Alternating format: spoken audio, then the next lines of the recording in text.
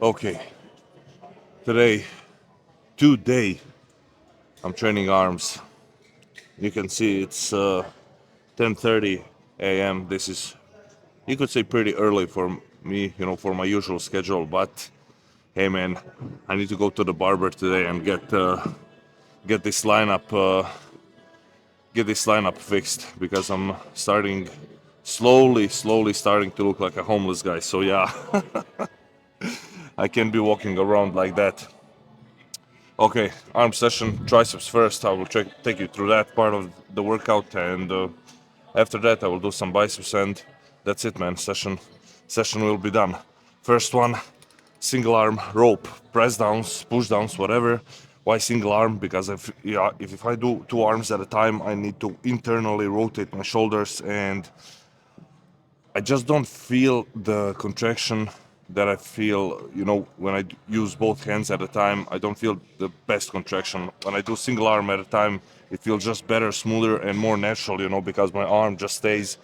I don't need to rotate my shoulder. I just do one arm at a time, and the arm has like a natural flow to it. I don't need to do any twisting and stuff like that. So yeah, that's a benefit in my eyes, and it feels better. So that's the that's the main reason why I do it. 3 sets, 8 to 12, and yeah, that's it. First one will be a heavier. I will try to get like 6 to 8 reps, 6 to 10, and then last 2 sets will be a higher rep sets like 8 to 12, 8 to 15. I don't care. Okay, we're just pushing the weight on the first set, trying to get the most out of it. Okay.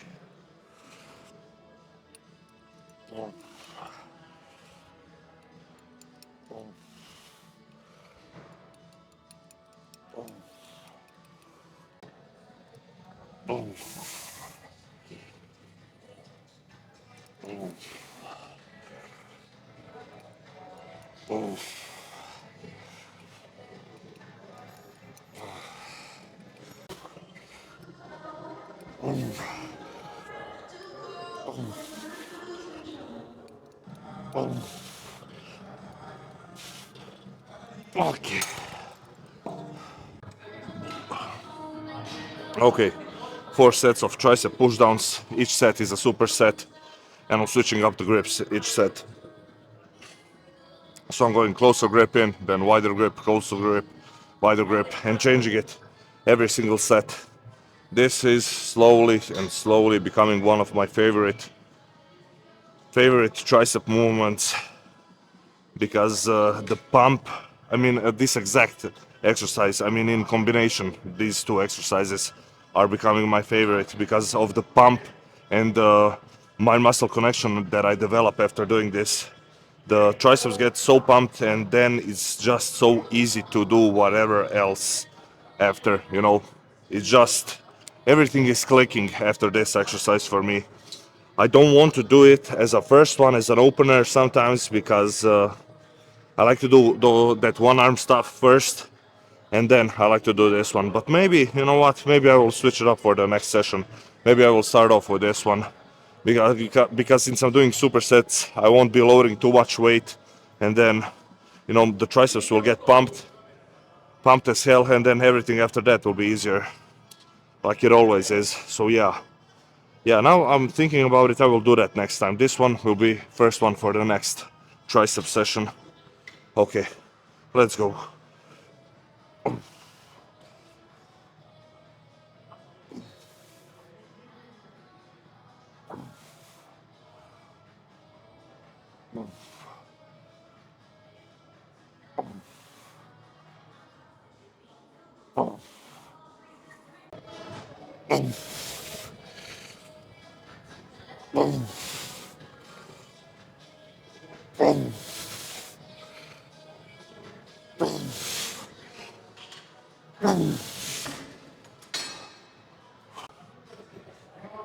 Okay, and this one right here is my favorite overhead tricep movement. Just because I'm on a cable and I have that constant stretch on the tricep at the top, at the bottom, and I think that's what's this exercise is all about, you know, getting that deep stretch on your tricep and then pushing up through full range of motion. And yeah, I love it. I freaking love it. Here, 4 sets, same thing, man. I'm switching up the grips, going closer grip, wider grip, closer grip, wider grip each set. And that's it. Last set I will do a intensifier, that those 7s that I like to do. I will show you that set and the first set. Okay. Whew. Yeah, it's go time.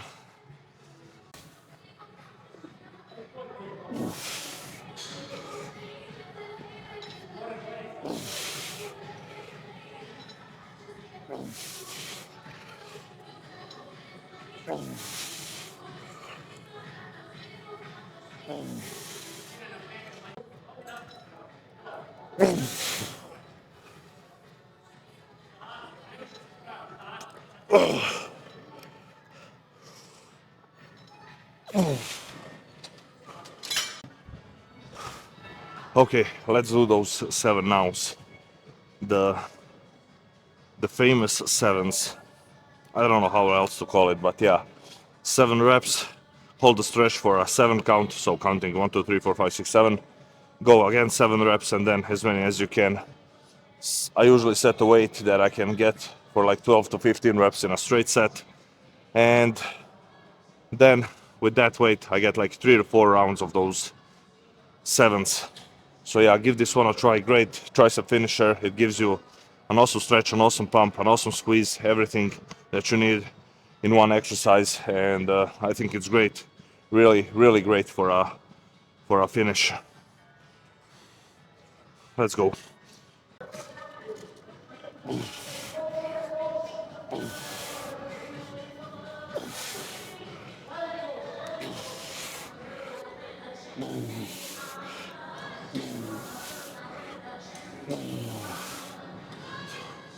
Four, five, six, seven.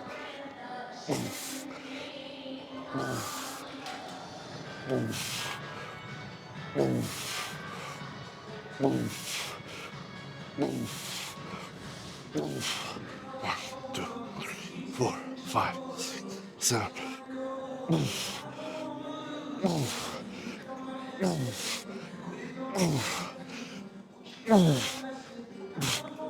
Okay.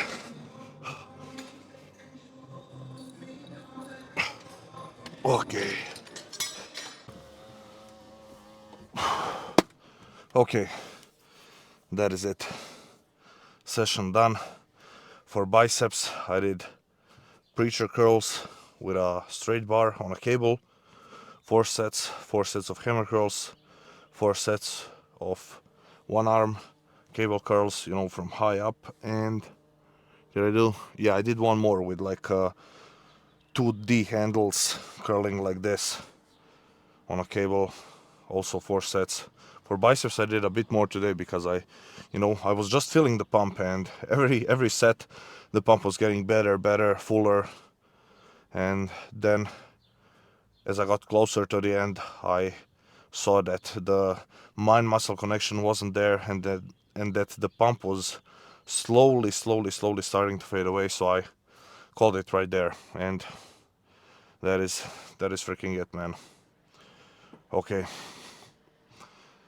Today, in today's car talk, I want to talk about how you should approach bodybuilding. Guys, when you're in this bodybuilding stuff, don't think you know everything.